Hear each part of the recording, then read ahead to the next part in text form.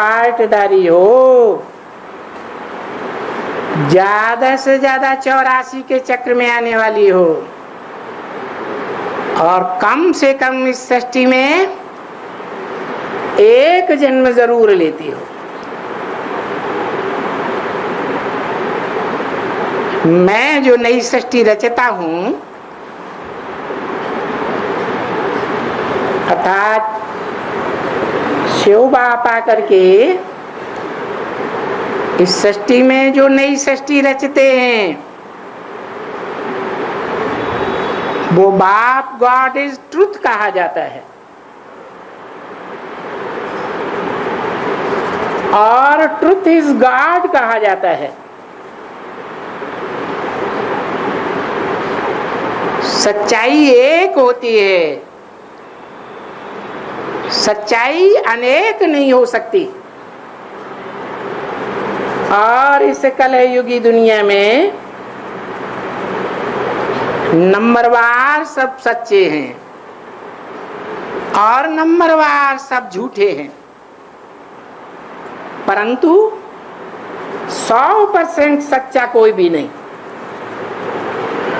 वो बाप आकर के बताते हैं कि बच्चे, तुम पार्टधारी आत्मा हो इस रंगमंच पर, और तुम आत्मा अनेक जन्मों में अनेक चोले लेकर के क्या क्या पार्ट बजाते हो, वो मैं इस सृष्टि पर आकर के तुमको बताता हूं। ये ज्ञान एक परमपिता परमात्मा शिव के अलावा और दुनिया में कोई भी नहीं दे सकता।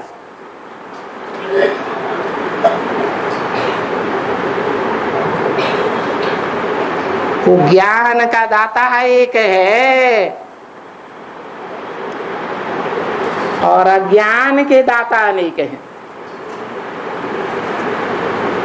जो अनेक मनुष्य गुरु अज्ञान के दाता हैं,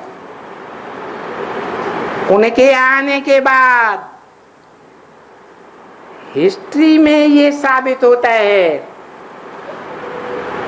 जो 2500 वर्ष की हिस्ट्री प्रूफ सहित मिलती है, वो सब नीचे गिरते हैं,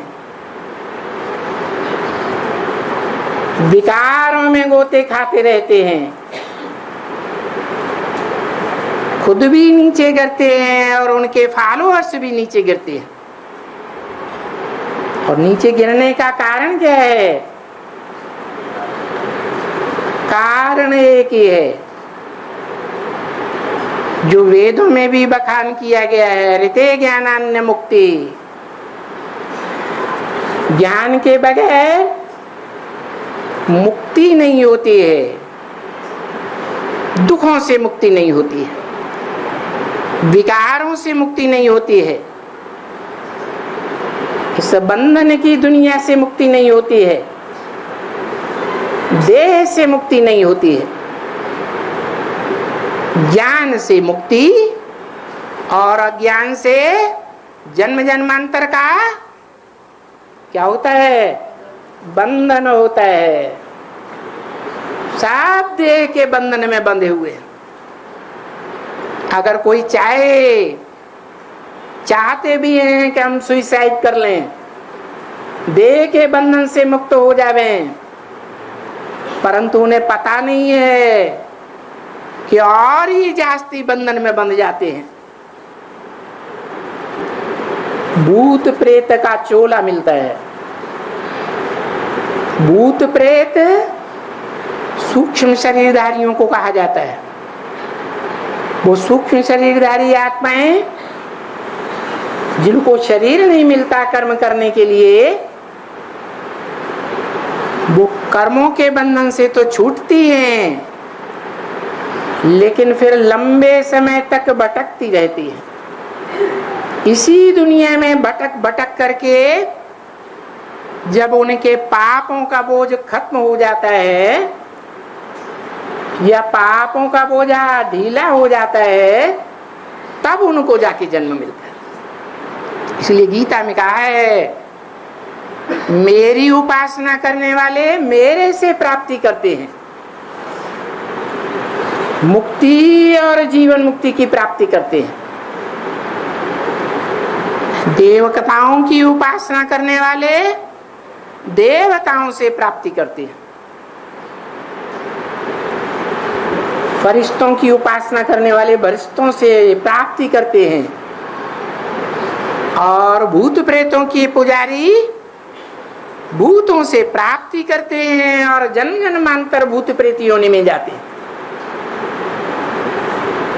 तो भला बताओ, सबसे ऊंचे से ऊंचे प्राप्ति कौन कराने वाला है? मनुष्य आत्माएं प्राप्ति कराती हैं। जो मनुष्य आत्माएं, चाहे वो इब्राहिम हो, बुद्ध हो, क्राइस्ट हो, गुरु नानक हो, कोई भी हो, खुद भी देह के बंधन में आते रहे, खुद भी नीचे गिरे और सारी दुनिया की मेंटेलिटी नीचे गिरती गई। दुनिया में लड़ाई झगड़ा दंगा फसाद मनुष्यों के अज्ञान के कारण बढ़ता रहा। इससे साबित होता है कि नर, जिसे मनुष्य कहा जाता है, मननात् मनुष्य, मन चलायमान जिसका होता है, वो मनुष्य का हो नर का हो, वो नरक बनाता है इस दुनिया को, और नर को नारायण कौन बनाता है? एक ही भगवान है जो नर को नारायण बनाता है। परंतु मनुष्य गुरुओं ने श्रीमद् भगवत गीता, जो दुनिया का सर्वश्रेष्ठ ग्रंथ है, वो एकमात्र ग्रंथ है जो भगवत गीता गाई हुई है, भगवान की गाई हुई गीता। वो भगवत गीता में, जो भगवत गीता व्यास प्रसादात, व्यास के प्रसाद से हम सबको मिले, भारतवासियों को खास। वो गीता में साकार कृष्ण का नाम डाल लिया। पुराने प्राचीन यूरोपीय विद्वानों ने प्रूफ दे करके साबित किया है कि पहले ये गीता एक निराकारवादी रचना थी। बाद में जो कृष्ण प्रेमी भक्त थे, उन्होंने उसमें कृष्ण का नाम डाल दिया। अब सोचने की बात है, कृष्ण 16 कला संपूर्ण गायन करते हैं, हे कृष्ण नारायण वासुदेव, अर्थात जो कृष्ण है वो ही नारायण है।